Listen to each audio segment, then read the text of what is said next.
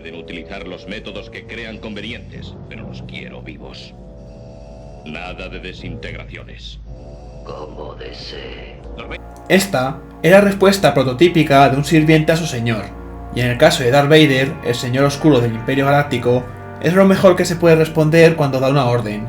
Pero, ¿qué sucede si esa orden es éticamente discutible? Las virtudes del servicio, lealtad, honor, disciplina y habilidad pueden dejar pasar fácilmente situaciones de bajeza moral. Cuando el jefe dice «mata», ¿es la obediencia la única respuesta adecuada? Quizá lo sea para un soldado que se encuentra bajo una jerarquía de mando, pero ¿qué hay de un mercenario independiente y libre que recibe una paga por seguir órdenes? En una relación económica, ¿ha de concentrarse solo en cobrar por un trabajo hecho en lugar de tener en cuenta la ética de estos trabajos? Para considerar estas cuestiones, nos vamos a centrar en el cazarrecompensas más querido de Star Wars, Boba Fett. La importancia cultural de Boba Fett y de su robusto y duradero grupo de leales fans contrasta dramáticamente con el poquísimo tiempo que aparece en pantalla y con sus pocas líneas de diálogo. Con Boba Fett, un leve movimiento de cabeza o la manera en que sostiene su arma es un gesto contemplativo que son señales importantes. En su momento, la edición que hizo John Lucas de un clip en la edición especial de Retorno del Jedi donde Boba Fett filtraba con una Twi'lek provocó un escándalo porque eso parecía ser una actitud muy poco propia de ese personaje. El actor que interpretó originalmente a Boba Fett se sintió consternado por esa interferencia.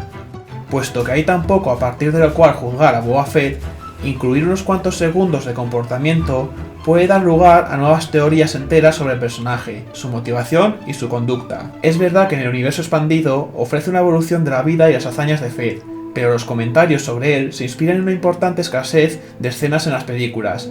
Tal como sucede con muchos personajes nómicos, es plausible que el atractivo y la importancia de Fett se puedan explicar en parte por su escasa aparición en pantalla, así como por el poco tiempo que permanece en ella cuando, efectivamente, aparece.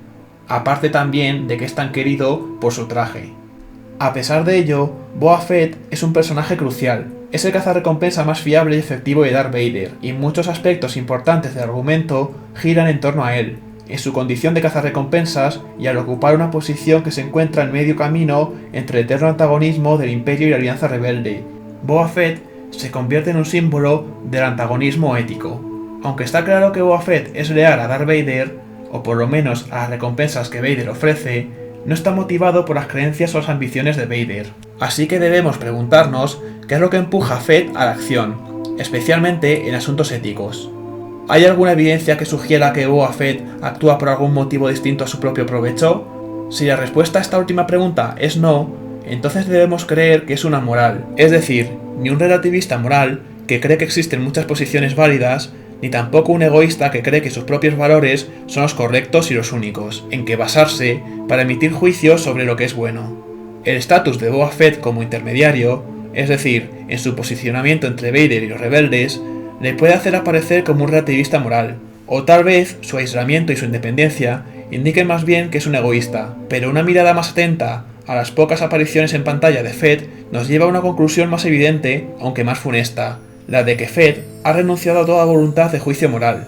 Quizás sea un trabajador por cuenta propia, pero no va a solucionar las molestias que nos provocan nuestros dilemas éticos. Así que en lo que Boba Fett nos puede ayudar es en plantearnos las ventajas e incoherencias de la actividad mercenaria. Tal como es habitual en los personajes de Star Wars, Boba Fett tiene asuntos pendientes con el padre. Es hijo de Jango Fett, un famoso cazarrecompensas que a su vez es el padre, o para ser más exactos la plantilla de clonación, de todo el gran ejército de la República. Cada uno de los soldados clones ha sido modificado genéticamente para asegurar una obediencia ciega, pero según una condición del contrato entre Jango y el conde Dooku y por ende los Kaminoanos, a Jango se le permitió tener un clon inalterado para que pudiera criarlo como su propio hijo, Boba Fett. Esto hace que Boba sea genéticamente idéntico a Jango Fett, y así un cruce entre hijo y gemelo idéntico. Durante la batalla de Geonosis, que provoca las guerras clon, Boba ve que su padre es decapitado por el maestro Jedi Mace Windu. Mientras que Luke no descubre quién es su padre hasta el Imperio contraataca siendo ya un adulto, Boba es todavía un niño cuando se enfrenta a la decisión de seguir o no en el camino de su padre. Fett el huérfano aborda la decisión vocacional de forma prematura sin la orientación ética y de seguridad que le da Luke haber tenido la influencia de su tío Owen, además de que éste encuentra un sustituto a su padre en Ben Kenobi, un Jedi cuya claridad ética es crucial para que Luke sea capaz de apartarse del lado oscuro y al mismo tiempo acercarse compasivamente a su padre moribundo. Boba Fett, por otra parte, no mucho después de la batalla de Geonosis, empieza a dirigir la empresa de cazarrecompensas con Aurra Singh. El trabajo de cazarrecompensas de Boba Fett ocupa un lugar gris intermedio entre lo que sería la zona blanca de sus compañeros, los soldados clone, y la zona negra de Darth Vader. George Lucas, de hecho, describe el origen de Boba Fett como una segmentación de su primera visión de Vader. Incluso el traje de Boba Fett es de un color gris verdoso mercurial, y está hecho de varios retazos, entre los que se incluye la parte de armadura mandaloriana de su padre. Quizá Boba sea un buen hijo en el sentido de que continúa con el negocio de su padre, a diferencia de Luke, que se resiste a la oferta de Darth Vader de unirse al lado oscuro, pero es un negocio de dudosa condición. Ser cazarrecompensas es un negocio independiente, una industria para un pistolero a sueldo y un trabajo mercenario. Boba Fett en su madurez no parece que compare las ventajas relativas de sus clientes con las de sus enemigos, tal como haría un relativista moral, ni que se refugie en el consuelo moral que le ofrece el poder descubrir sus necesidades y sus deseos egoístas, como haría un egoísta moral. Más bien, Fett ha tomado la decisión de retirarse del orden moral en general.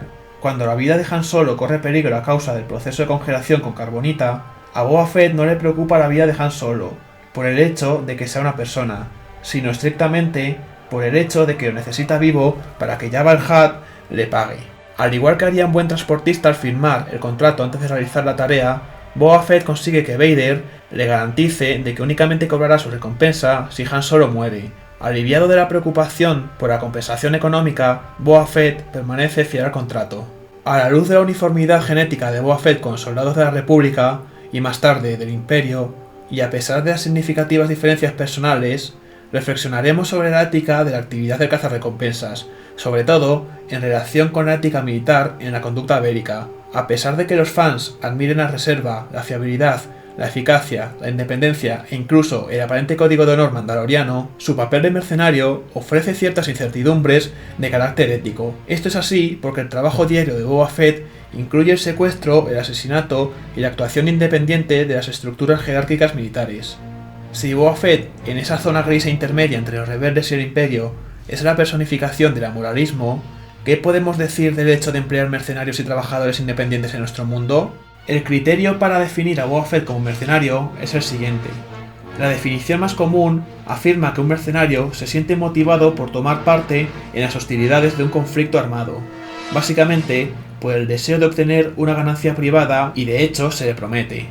La definición más común afirma que un mercenario se siente motivado por tomar parte en las hostilidades de un conflicto armado, básicamente por el deseo de obtener una ganancia privada y de hecho se le promete una compensación material sustancialmente superior a la que se le ofrece o paga a los combatientes. No es un ciudadano de ninguno de los países, o en este caso de Star Wars, bandos, involucrados en el conflicto, ni tampoco reside en ninguno de los planetas controlados por alguna de las partes implicadas en el conflicto. Y aparte, no ha sido enviado por ningún bando que no sea parte de dicho conflicto, como hemos mencionado, como miembro de sus fuerzas armadas. Según esta definición, Boba Fett es un auténtico mercenario. Se siente motivado por el dinero, no tiene ninguna motivación por las causas ni los motivos de la guerra, y no está asociado a ningún bando en particular, ni con sus aparatos militares, incluidos los soldados, sea cual sea su relación genética con ellos. Los mercenarios se encuentran aparte, por encima, más allá y en medio de los conflictos de los demás. Son como intrusos a quienes se alquila para que ejerzan sus habilidades especiales y no filósofos morales que deban valorar los matices del valor ético de las acciones. Cuando Obi-Wan y Anakin desarman al cazarrecompensas Zam Wesell en Ataque de los Clones después de que éste atente contra la vida de Padme, el interrogatorio desvela su profundo desinterés por la dimensión ética de su intento de asesinato. A diferencia de sus compañeros clones, Boba Fett, como otros cazarrecompensas como Aurra Singh, Dengar, IG-88 y Bossk, pueden tomar decisiones de forma independiente. No están programados para seguir a los demás, y a pesar de que Boba Fett se convierte en un buen hijo, él y otros soldados de la Fortuna se encuentran atrapados entre las necesidades y objetivos de los rebeldes y los de sus adversarios, el Imperio. Por supuesto, la existencia de esta tensión es la condición para que exista el negocio de los mercenarios. De la misma manera, en una guerra contemporánea, en que los gobiernos contratan a trabajadores independientes, la responsabilidad moral queda matizada y deformada. Los conflictos entre las partes dominantes son buenos para el negocio de los mercenarios y para los cazarrecompensas, pero eso no aclara la justificación ética de las actividades llevadas a cabo en nombre del contratante. El estatus de Boba Fett como mercenario nos obliga a preguntarnos si existe una diferencia identificable e importante entre los actos militares de ambos bandos y de los mercenarios. ¿El hecho de que un gobierno contrate mercenarios en una guerra significa que ese conflicto no puede ser una guerra justa? Después de todo, los actos violentos de los mercenarios no están motivados por lealtades patrióticas o por valores internos, sino por su deseo de obtener una ganancia financiera.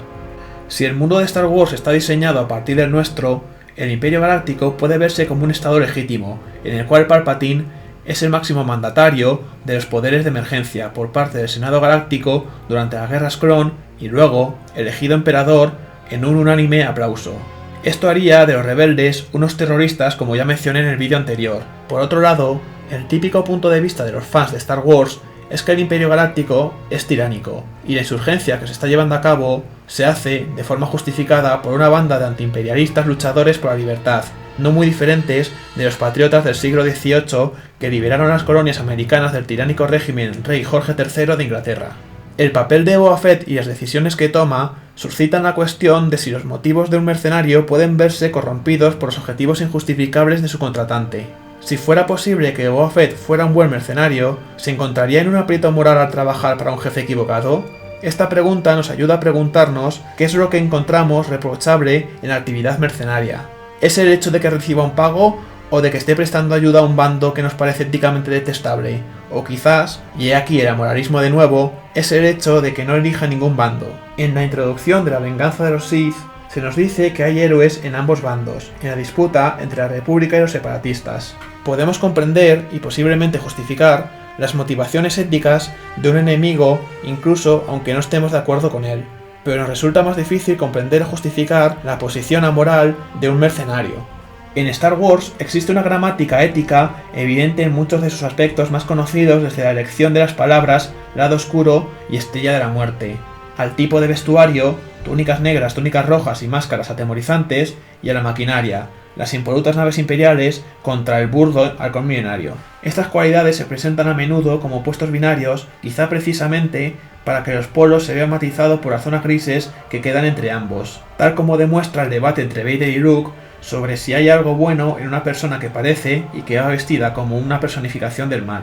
En este terreno donde se ven opuestos que se presentan para ser disueltos o disputados, encontramos la ironía de que la ambigüedad moral de Boba Fett nos aporta quizás cierta luz, por tenue que sea, en medio de la penetrante oscuridad del Imperio. Al igual que Han Solo, Luke Skywalker y Darth Vader han penetrado en la cultura popular como símbolos de ciertas características y comportamientos, Boba Fett también se ha convertido en un personaje con un significado mítico. Quizá sea precisamente la sorprendente desproporción entre el escaso tiempo de aparición en pantalla y el eco que produce su ambigüedad moral lo que nos impulse a preguntarnos por qué esto es así.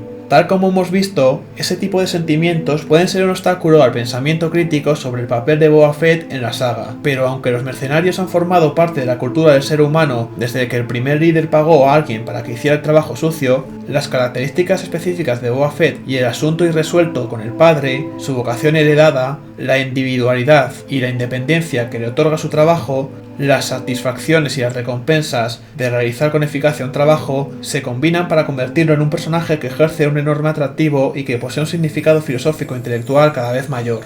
En resumen, podemos aprender mucho acerca de nuestra propia conducta moral, sobre las responsabilidades de un gobierno y sobre la ética de la guerra si analizamos al cazarrecompensas favorito de Darth Vader. En concreto, quizá nos demos cuenta de que no hay una gran diferencia ética entre un soldado y un mercenario, pues ambos responden, como deseéis, a las órdenes de sus superiores, tal como hace Boba Fett a las de Vader y Vader a las del emperador, y de que el amoralismo es una parte central de la vida política y militar del ser humano, cosa que puede sorprender a quienes se sientan comprometidos con las profundas consideraciones éticas. Espero que el vídeo de hoy os haya gustado, y si queréis más vídeos de este tipo, no dudéis en dejarlo en los comentarios. Si os gustó el vídeo y os gusta Star Wars, no olvidéis suscribiros para más vídeos como este. Nos vemos en el próximo vídeo.